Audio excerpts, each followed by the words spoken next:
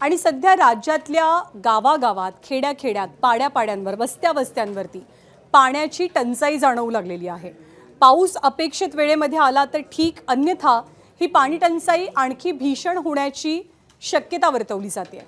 पाण्यासाठी लोक काय काय करतायत, लोक कसा संघर्ष करतायत, त्याचा आढावा आपण या बातम्यांमधून घेणार आहोत. पालघरच्या डहाणू तालुक्यातल्या सायवनसह परिसरातल्या गावापाड्यांना सध्या भीषण पाणी टंचाईचा सामना करावा लागतोय. पाण्यासाठी कोरड्या ओढ्यात खड्डे खोदून नागरिकांना पाणी मिळवण्याची वेळ आली आहे. पण या घोटभर पाण्यासाठी सुद्धा महिलांना काही किलोमीटरची पायपीट करावी लागते. याच खड्ड्यातनं जनावरं सुद्धा पाणी पितायत, त्यामुळे नागरिकांच्या आरोग्याचा प्रश्न गंभीर होण्याची भीती व्यक्त होते.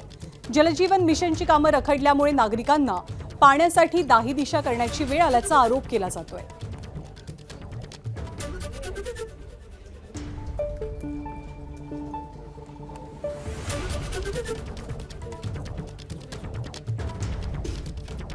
आणि हिंगोली जिल्ह्यात खंडाळा नावाचं गाव आहे.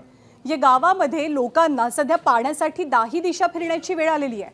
कारण मे महिन्याची पाणी टंचाई तर आधीच पाहायला मिळते, सोबतच उन्हाच्या झळा या इतक्या तीव्र झालेल्या आहेत की गावातले ओढे असोत, गावातल्या विहिरी असोत, बोरवेल असोत, सगळ्याच जलसाठ्यांनी तळ गाठलाय.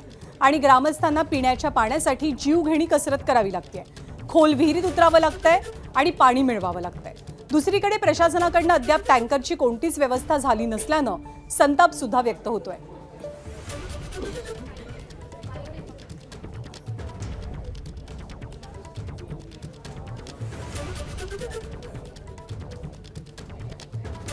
आणि मुंबई जवळच्या रायगडमध्ये सुद्धा परिस्थिती काही वेगळी नाहीये.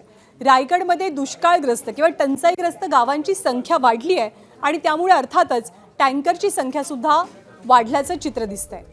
या सगळ्या गावांमध्ये टँकर वाढवण्याची वेळ आली आहे. जिल्ह्यात सध्या 60 टँकर्सनं 62 गावं आणि 220 वस्त्यांना, वाड्यांना टँकरनं पाणी पुरवठा होतोय. यंदाच्या वर्षी आतापर्यंत 1 लाखांपेक्षा अधिक नागरिकांना पाणी टंचाईची झळ बसलेली आहे.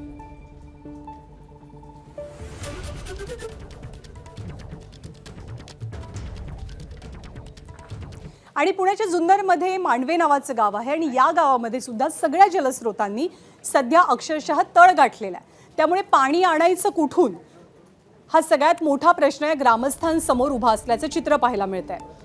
अंदाजे 2 ते 2.5 लोकसंख्या असलेल्या मांडवे गावाला 3 ते 4 दिवसातनं टँकरनं पाणी पुरवठा केला जातो. आणि जेव्हा गावात टँकर येतो तेव्हा गावात काय दृश्य दिसतं हे आपण या व्हिज्युअल्समधनं पाहतोय.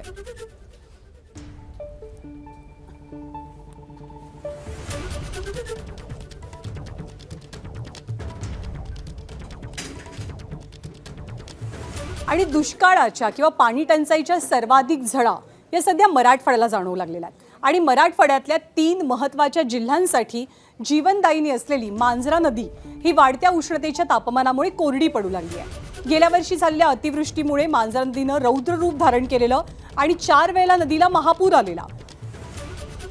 या नदीचा पाण्याचा प्रवाह मांजरा धरणात जाऊन यावर 3 जिल्ह्यांचा पाणी पुरवठा अवलंबून असतो, ज्यात प्रामुख्यानं धाराशिव, लातूर, बीड या जिल्ह्यांचा समावेश आहे. 15 दिवसांपूर्वी पाण्यानं भरलेली नदी वाढत्या उष्णतेच्या तापमानामुळे सध्या कोरडी पडू लागली आहे. त्यामुळे भविष्यात जर पाऊस लांबला तर पाणी टंचाईचं मोठं संकट उभं राहण्याची शक्यता व्यक्त होते.